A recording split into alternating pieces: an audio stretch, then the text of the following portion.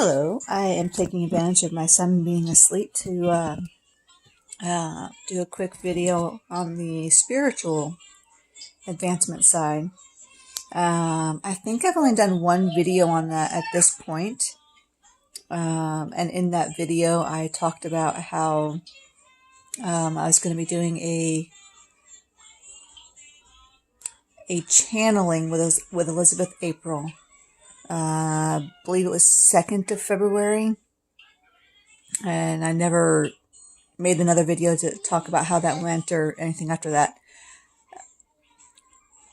Basically what happened with that, and you can actually find it on her channel because it's, we gave her permission to release it to the public so people could see how her group channeling sessions go. But what came out of it was that a lot of the issues that I have are result of past life issues. And as I'm doing my meditations and exercises of trying to get in touch with myself and grow on my own, I've discovered that there are actually a lot of past lives that are negatively affecting this one. No, my head isn't messed up. My glasses are majorly messed up because of the kids. I'm not going to show you how badly. But one of the lives that came about in the in her channeling was I was in Atlantis when it went down, and I was a healer then, and it was very, very cool what she described. I'd already been given the memory of my death with that, and that's really what I was asking her is, what was the relevance from that to this life? And she had some, she was very on point. I was so happy healing people in that life and so in love with my life in Atlantis that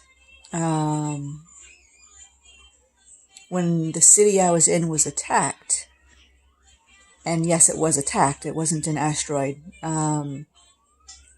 The second vision I got was I was flying in an air car and I saw laser fire. And my ego still to this day is trying to tell me I need to be angry, that they shot me down, and, you know, these people were evil. That's not truly what happened. What happened was I was a healer, not a pilot, and I zigged when I should have zagged, and I crashed into the ocean and drowned. So it was an accident death, not them killing me by hitting the aircraft I was flying. And as far as I know, I think it was like a personal conveyance of it only fit me or something like that. I wasn't looking behind me in this memory. I was looking forward. So it's pretty cool, actually. The other memory she showed me, or she talked about, was the 13th century. My father was a drunkard, and he'd come home and beat on my mother. And when I hit 13 years old, I interjected and told him to beat on me instead. I didn't want him beating on my mother anymore. Subsequently, I want to say about a week and a half ago, I had another past life memory. In this one, I was channeling, and the Christian church found out about it. And this was the 12th century. The church found out about it, and they took all of our possessions. They literally whipped my father in the town square. And yes, in this memory, I was shown them doing that. The horror all involved in that. We did live. We weren't killed, but we were forced out of town. We had to start over.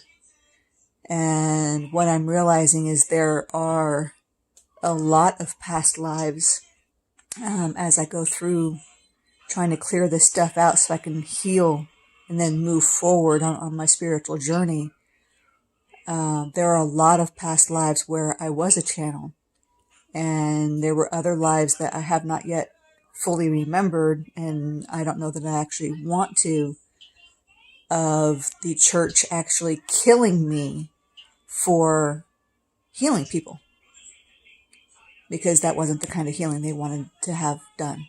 Kind of like what happened with Galileo and all those other people.